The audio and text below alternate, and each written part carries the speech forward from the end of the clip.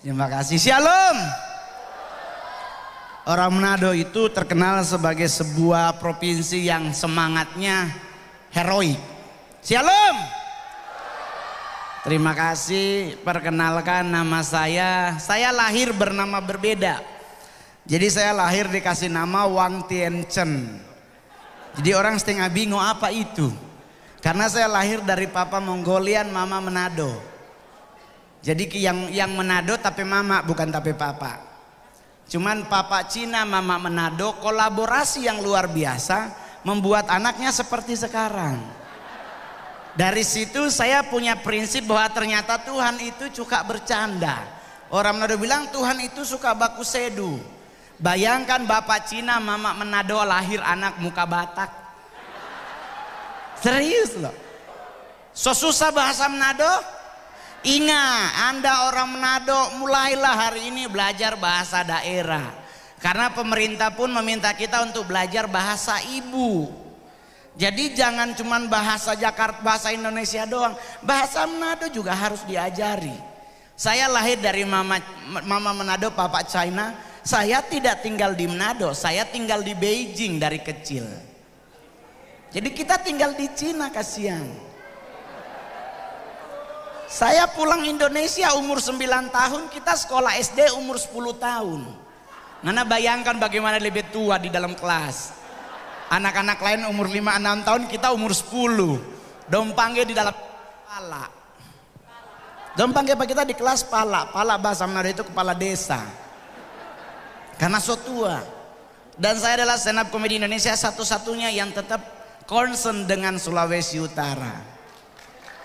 Coy, Anda harus bangga jadi orang Manado. Jika Anda belajar sejarah, Manado tidak pernah dijajah oleh bangsa Belanda. Orang Belanda datang ke Manado cuma menumpang tinggal. Banyak ibu-ibu yang vermoy. Jadi kalau ngoni orang Manado asli harus bisa sadiki-sadiki bahasa Belanda. Biar cuman bahasa Belanda gaul. Who is betalen for egg mo eaten. Dan saya adalah stand up komedian Indonesia satu-satunya orang Manado yang bermain film selebih dari 20 film. Film terakhir yang tayang kemarin adalah Ops Ada Vampir.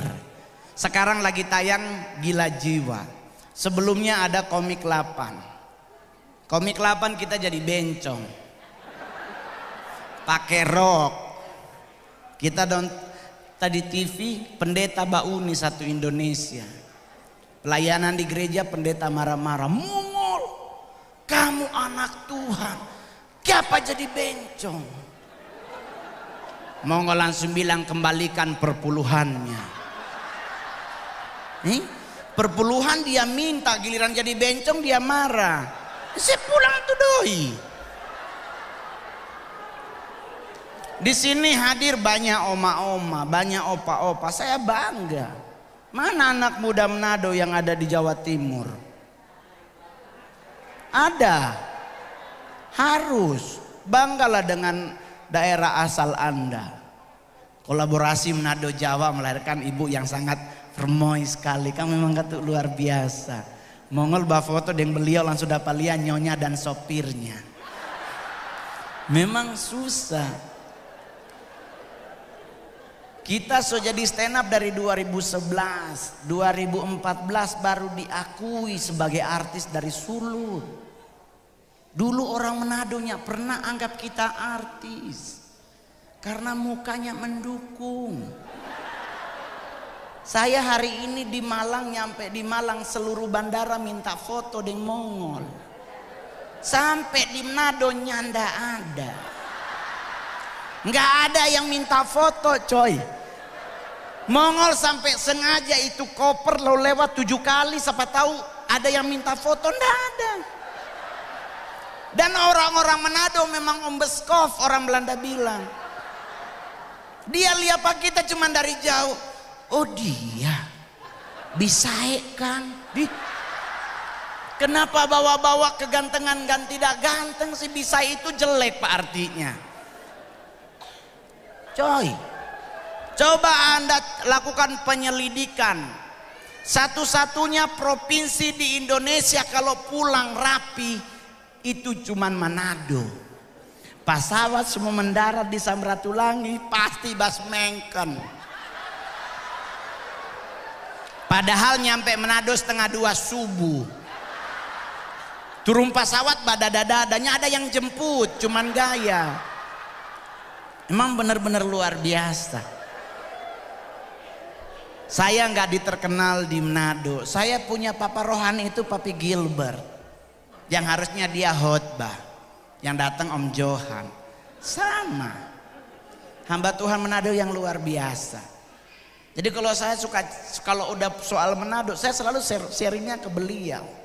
Saya bilang, Papi, saya ke Medan bareng Ceribel, saya lebih banyak yang dimintain foto. Kenapa? Karena di bandara sopir taksi semua.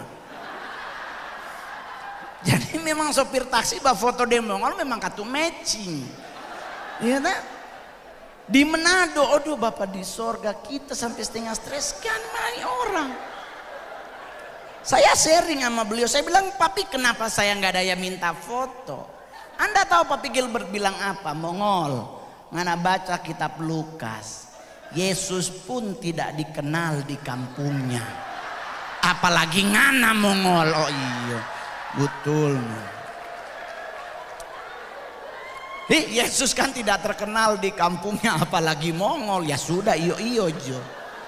DP besok kita balas. Kita langsung bilang, kekristenan, agama Islam dan Kristen sepakat ada 3 orang yang gak mungkin masuk surga. Di Al-Quran ada yang dibilang yang tidak masuk surga adalah orang yang berdosa. Ada hadisnya, di Alkitab ada ayatnya. Kedua yang masuk surga itu bencong. Kenapa bencongnya masuk surga? Karena menurut Al-Quran dan Alkitab di surganya ada salon.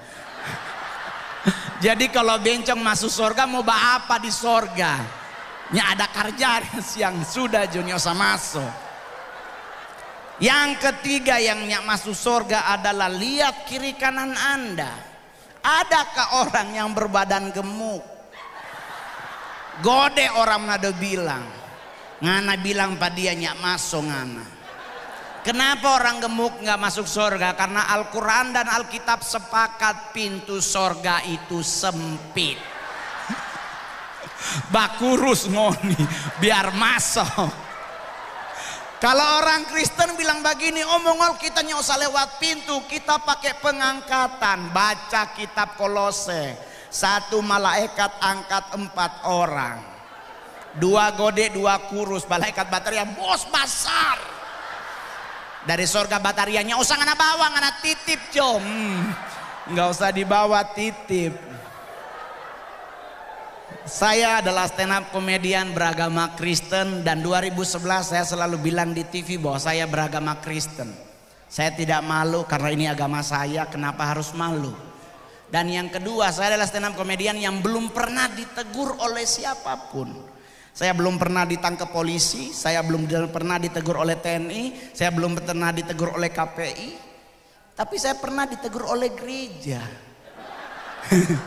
Saya pernah disidang oleh seluruh gereja di Indonesia. Karena kenapa? Karena saya pernah stand up dan itu ada di YouTube. Saya bilang di Indonesia sekarang banyak pendeta bodoh. Pendeta se-Indonesia ngamuk coy.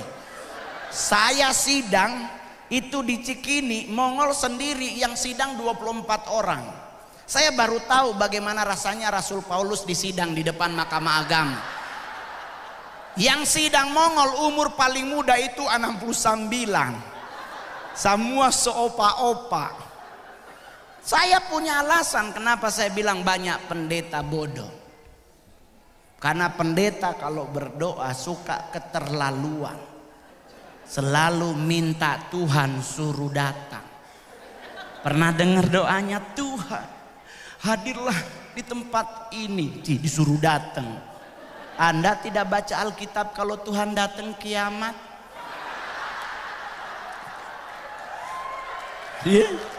Pernah baca kalau Tuhan datang apa yang terjadi? Kiapa ngana suruh datang. So siap ngana Tuhan Hadirlah di tempat ini, meninggal kita Pak.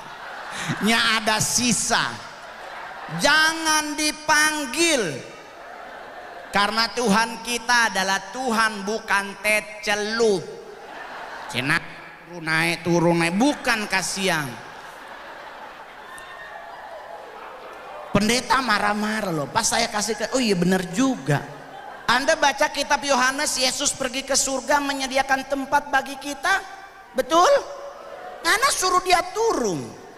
Siapa ngana kira Tuhan Yesus bermain benteng? Ini terlalu hot ngoni saya. Jadi kalau saya stand up, saya mah to the point. Saya kalau dimarahin gereja, saya pernah marah-marah gara-gara doa tutup mata. Anda bayangkan kita doa tutup mata, amin hilang tuh HP. Coy, apalagi pendeta sekarang kalau berdoa kayak baca deklamasi. Tuhan, terima kasih buat kasihmu, hilang tuh dompet. Jadi orang tanya ke Mongol doa yang benar tutup mata apa buka mata? Kenapa doa tutup mata? Karena abad ke-16 daerah Inggris Raya ada yang namanya penyihir. Mereka beribadah di gereja, penyihir ini lalu lalang di luar gereja. Supaya kita nggak ngelihat mereka, keluarlah keputusan untuk suruh tutup mata. Karena di Alkitab nggak ada ayat pendukung doa tutup mata. Ada di Matius 6 tentang hal berdoa. Perintahnya yang disuruh tutup pintu dan jendela, bukan mata Pak. Masuklah ke kamarmu, kuncilah pintu dan jendelanya, dapat suruh tutup mata. Di kitab Taurat disuruh kita angkatlah tanganmu maka Tuhan akan turun. Itu doa yang benar, siapa tutup mata. Jadi orang nanya, jadi Mongol kira-kira ini doa yang benar tutup mata apa buka mata? Kalau buka mata juga dilema. Kerukunan keluarga Kawanua Jawa Timur bikin ibadah pantai di Kuta Bali. Pendeta yang pimpin doa, Tuhan, Engkau berkati acara kami, semua buka mata. Lewat bule pakai bikini. Yang laki pasti akan berteriak, oh haleluya. Dilema. Jadi yang benar doa tutup mata apa buka mata? Doa yang benar adalah buka tutup. Karena ada ayat pendukung di Alkitab, berjaga-jagalah dan berdoalah. Satu berdoa, satu jaga. Loh, saya pernah tinggal di asrama di gereja Penster. Yoto, dapat ikan ekor kan kita pasti seneng. Oh haleluya, Tuhan baik. Mari kita berdoa, mujizat terjadi, ekor jadi kepala, darah Yesus. Siapa tak tukar? Sebelah langsung ngomong, ingat deh, nuduh dosa. Oh iya kan. Mari kita pe ikan hilang. Ini bagaimana? Doalah berjaga.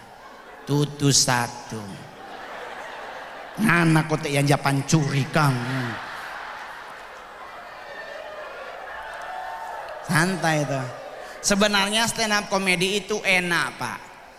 Enaknya di mana? Karena kita cuma 15 menit stand up, pulang bawa doi 40 juta. Dan saya adalah stand up komedi Indonesia terrajin membayar pajak. Harus bayar. Alkitab yang suruh, bukan pemerintah yang suruh. Yesus bilang di Alkitab, bayarlah apa yang menjadi bagian dari raja, bayarlah apa yang menjadi bagian dari Tuhan. Saya rajin beri perpuluhan. Serius. Saya setiap bulan ngasih perpuluhan coy. Emang lu pikir gua gak sakit hati? Sakit hati gue ngasih perpuluhan, besoknya gue lihat ibu gembala anting baru. Ribut. Itu bedoanya. Apalagi orang Manado Yoto, so kasih 10 juta ke gereja, tahu-tahu ibu gembala pakai cincin baru. Ribut ibu-ibu di belakang. Ya Tuhan, DP pedo dia ada pakai cincin.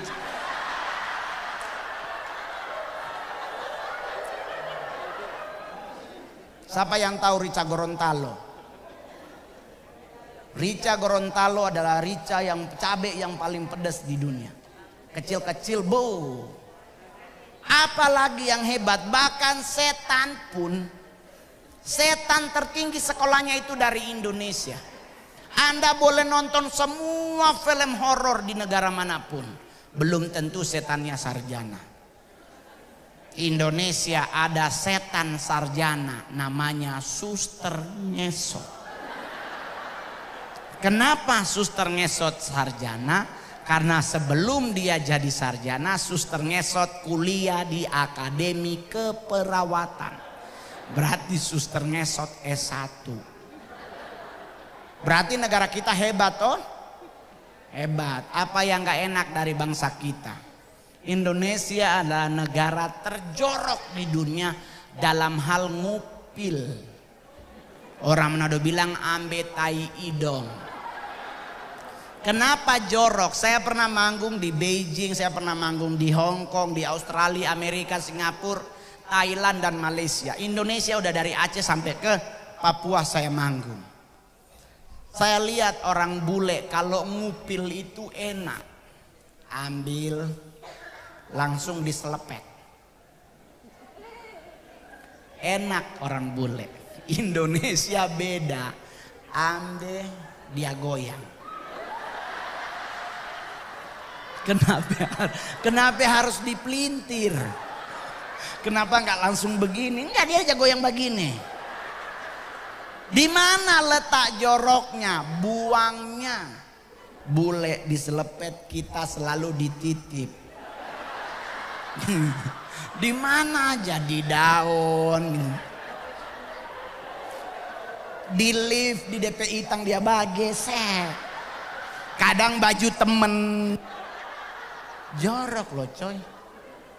Apalagi Indonesia yang jeleknya. Indonesia adalah negara terkepo di dunia. Rasa pingin tahu bangsa Indonesia luar biasa. Terakhir kasus bom di Sarina. Sebelumnya ada bom di Paris. Bom meledak, Paris kosong. Indonesia tabu bale. Bom meledak 10 menit ngumpul orang di Sarina. Lagi tembak-tembakan bukan tiara, bahwa siapa itu ya? Polisi lagi nahan ini, ada mobil set. Polisi lagi tembak-tembakan sama teroris, keluar lewat apa tuh? Tukang sate. Lu bayangin lagi ada teroris dia jualan sate. Hebat negara kita. Indonesia negara yang gak boleh denger orang kentut. Serius coy. Orang bule mah nyantai. Orang bunyi-bunyi aja. Kita gak boleh. Ada orang yang bunyi put, kita di luar. Siapa itu? Gak pergi, ditungguin sambil cuci tangan. Orangnya keluar, kita ngomong, oh elu. Ini kenapa sih dia yang kentut, kita yang ribet? Ini kan aneh. Indonesia kedua dinyatakan sebagai negara penghasil lagu anak kecil terbodoh terbanyak di dunia. Anda tahu lagu anak kecil paling bodoh pertama lagu apa? Burung kutilang. Di pucuk pohon cemara burung kutilang berbunyi. Bersiul-siul sepanjang hari. Nyanyi sama-sama yuk. Dengan tak jemu-jemu mengangguk-angguk sambil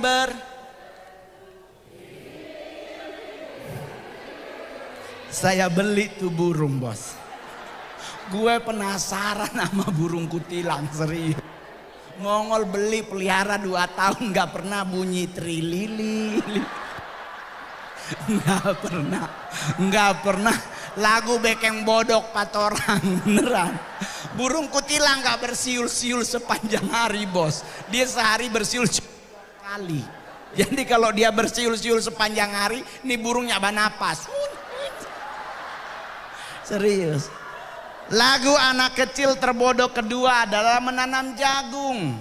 Kita nyanyi sama-sama, cangkul, cangkul, cangkul yang menanam. Saya udah nanya sama petani se-Indonesia, bagaimana cara menanam jagung. Ternyata nggak dicangkul, Pak, cuman pakai kayu. Kenapa harus cangkul? Udah begitu cangkul yang coy, kalau terlalu dalam mati tuh bibit. Ngana ini nanam jagung apa nanam jenazah sih sebenarnya? Ini kan aneh. Ada lagi lagu bintang kecil. Bintang kecil di langit yang keluar abis acara, lihat ke atas. Itu langit biru apa hitam? Hitam.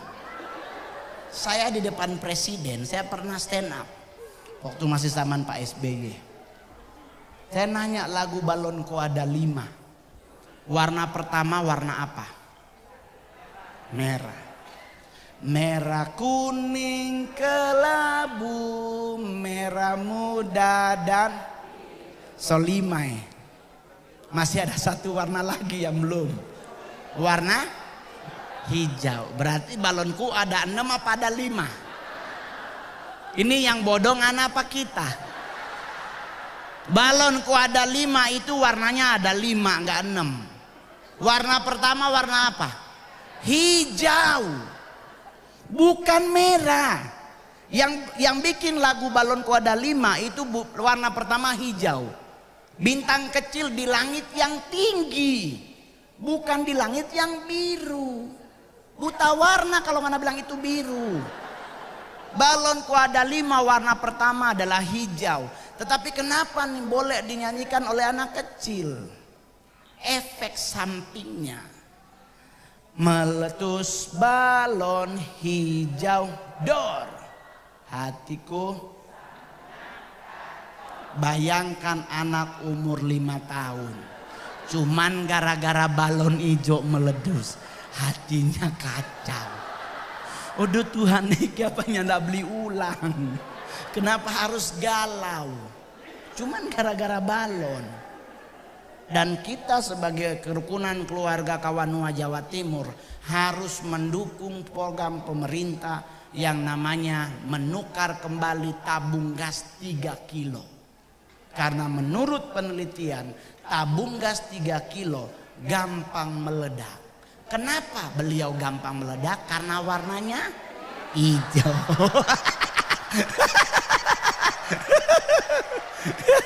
Jadi kalau di rumah ada tabung gas 3 kilo, pindah ke warna pink. Nih, takutnya dia bus meninggal. Yang penting santai. Saya udah mau tutup aja karena kasihan makanan so dingin. Orang Manado Pak, saya boleh jujur, kami kelemahannya Manado Pak, makanan. Pokoknya orang Manado kalau selia makanan leher sebagaram. Dan memang kami orang Manado adalah provinsi yang tidak diundang oleh Tuhan Yesus di saat dia memberi makan buat 5.000 orang. Karena 4 suku yang luar biasa, ada Manado, Ambon, Batak dan Papua. Kami punya satu konsep yang sama, habis makan babungkus. Jadi buat panitia, buat nyari tahu, saudara coba cek tas semua yang hadir pasti ada kresek di dalam. Alasan for smokol besok dah. Sudah.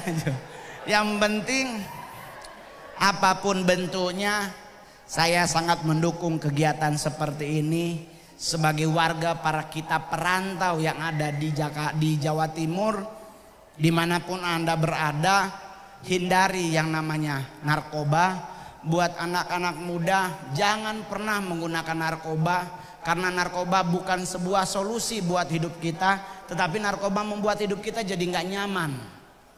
Saya nggak pernah jadi duta narkoba, tetapi saya selalu concern dengan hal yang sama, hindari narkoba. Karena kalau Anda kedapatan lebih dari 1 ons, udah meninggal. Jadi orang nanya lebih bagus bagaimana? Bekeng jotinutuan. Fly kempake, dia bilang, "Duh ikan asin, Yesus lewat pun tong lupa."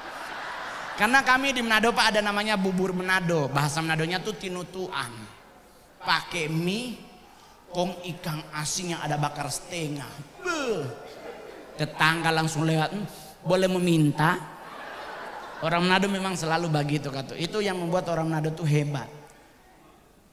Menolong orang di Manado tuh luar biasa. Tapi orang Manado kalau meminta memang bikin, memang keterlaluan. Orang Manado kalau minta Pak, Bapak di sorga semua dia minta. Shalom.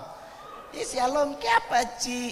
Aduh napa kita lupa ke pasar mau tanya kasih yang ada rica? Oh ada, kalau ada yang tomat yang bawang lene. Minta cabe Pak sama tomat sama bawang. Ini lu mau minta apa sebenarnya? Bilang juga kalau mau bikin dabu-dabu.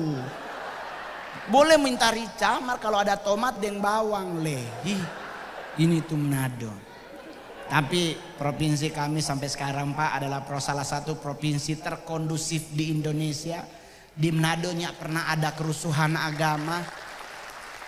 Karena kami di Manado diajarkan di gereja-gereja bahwa Islam dan Kristen itu abang ade. Karena dari satu keturunan Nabi, ya kalau orang Kristen bilang Abraham, orang Islam bilang Ibrahim.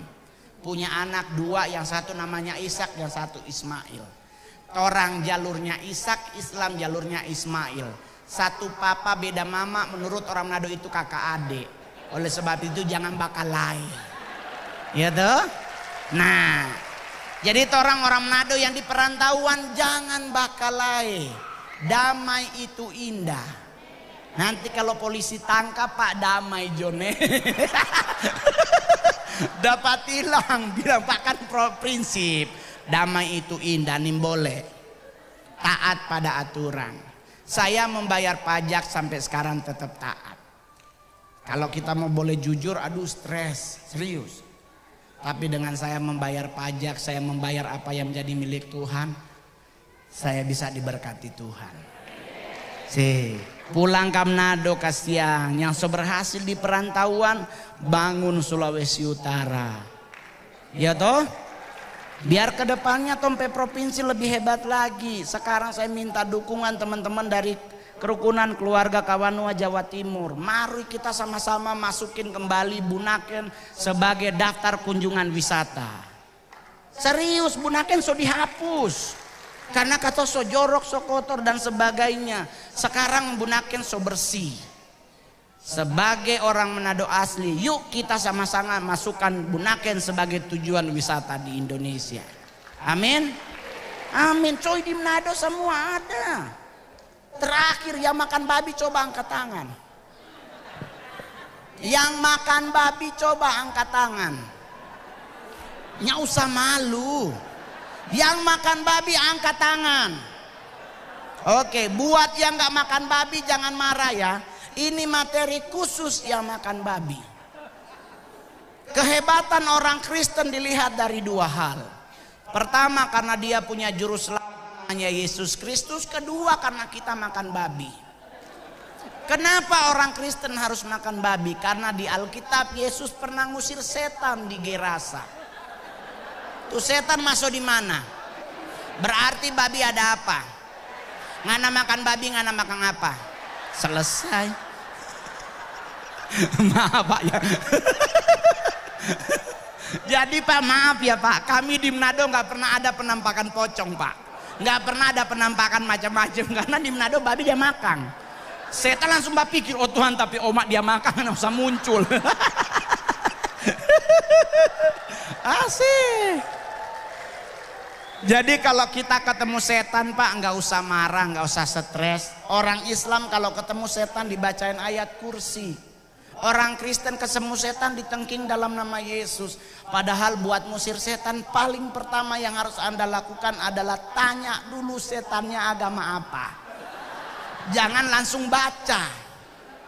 Nih tahu ada Pak Ustadz ketemu setan dibacain ayat kursi. Ternyata setannya agama Kristen. Nyak mempan tuh ayat. Ya toh? Buat dia takut harus pindahin dulu nih setan jadi mu'alaf baru dia takut. Ya kan?